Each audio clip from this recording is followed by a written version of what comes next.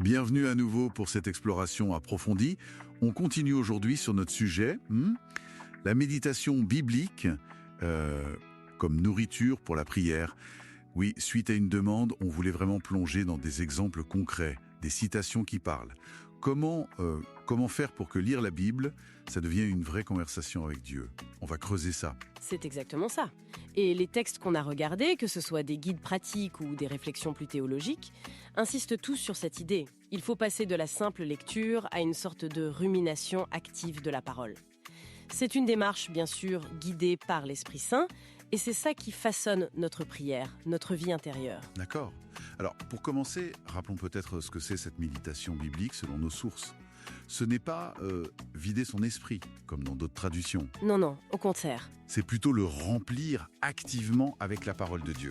Le mot hébreu « haga », il revient souvent, murmurer, ruminer. Oui, cette image de la rumination, elle est très forte. C'est un peu comme mâcher un aliment pour en tirer tous les nutriments, vous savez. Ça distingue bien la méditation de la simple étude biblique. L'étude, ça vise la compréhension intellectuelle, c'est important bien sûr. Mais la méditation, elle, cherche l'assimilation profonde, l'application à soi, la transformation du cœur. Et comment ça se traduit concrètement? Un auteur parlait de passer de monologue à un dialogue. Exactement. C'est une image que j'ai trouvée très juste. Souvent, on lit la Bible d'un côté, premier monologue, et puis on prie sur autre chose, deuxième monologue. La méditation, elle crée le pont. Dieu nous parle à travers sa parole et notre prière devient une réponse nourrie par ce qu'on vient de méditer. C'est là qu'il y a un vrai dialogue. D'accord, je vois, c'est puissant comme idée. Alors, comment on fait? Les textes donnent des exemples pratiques, je crois. Oui, tout à fait. Une première approche assez simple, c'est de prendre un verset et de le décortiquer, mot à mot ou phrase par phrase. L'exemple de Jude 24 est souvent cité. Or, à celui qui peut vous préserver de toute chute et vous faire paraître devant sa gloire irréprochable et dans l'allégresse. Ah oui, ce verset est magnifique. Et la pratique, c'est de s'arrêter à celui, à qui rend-on honneur? À Dieu, qui peut vous préserver. Là, on pense à notre faiblesse, à notre tendance à chuter, mais aussi à sa puissance pour nous garder. C'est concret. Vous faire paraître irréprochable. Là, on médite sur l'œuvre de Christ, ce qu'il a fait pour nous, devant sa gloire avec allégresse. Ça nous tourne vers l'espérance, la joie finale.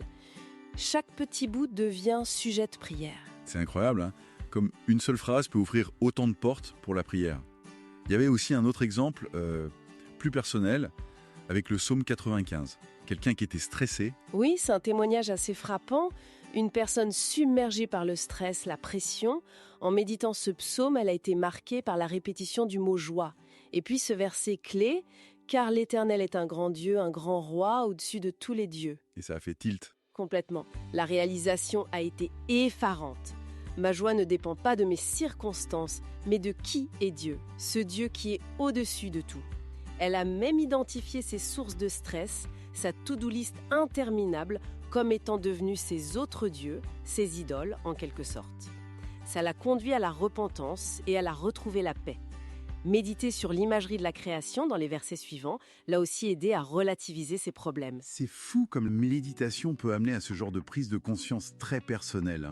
Et ça rejoint ce que dit le psaume 1, non? Celui qui médite la loi de Dieu jour et nuit est comme un arbre planté près d'un cours d'eau. Exactement. Il trouve son plaisir dans la loi de Dieu. C'est une source de stabilité, de fruits, même quand c'est difficile. C'est un bénéfice souvent mentionné dans les textes qu'on a lus. Et aussi un exemple très concret pour changer une habitude, basé sur 1 Corinthiens 6,12. Oui, celui-là est très pratique.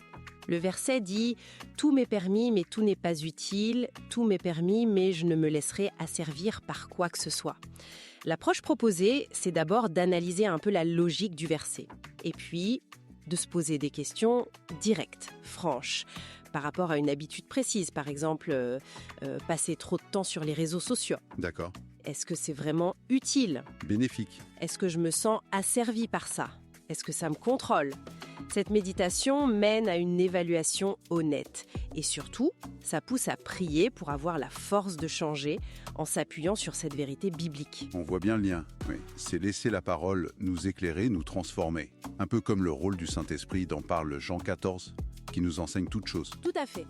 Et Romains 8 aussi, qui dit que l'Esprit nous aide dans notre faiblesse, qu'il illumine notre compréhension. Tous ces exemples montrent bien des principes bibliques forts qu'on trouve dans nos sources héros. Méditer jour et nuit pour agir fidèlement, comme dit Josué 1:8. Oui, ou le désir du psalmiste que la méditation de mon cœur soit agréable à Dieu, dans le psaume 19.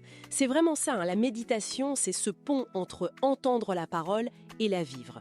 C'est laisser la vérité descendre de la tête vers le cœur avec l'aide de l'esprit, pour que ça change nos désirs, que ça informe nos prières, que ça guide nos actions. Les bénéfices sont là. Une paix plus profonde, une meilleure connaissance de Dieu, une prière plus assurée peut-être. Donc pour conclure un peu cette exploration, la méditation biblique, c'est vraiment un engagement. C'est actif, réfléchi, on interagit avec le texte. Ce n'est pas du tout passif. Non, et les exemples qu'on a vus montrent bien comment cette rumination, ce dialogue avec la parole, peut transformer notre regard, renouveler notre prière et finalement approfondir notre relation avec Dieu. La prière devient alors une réponse vivante, personnelle à ce que Dieu nous dit. Très clair. Alors pour finir, peut-être une petite pensée à emporter. Quelle vérité, quelle promesse des Écritures on pourrait commencer à ruminer chacun de notre côté, dès aujourd'hui, pour que ça devienne la matière de notre prochaine conversation avec Dieu ?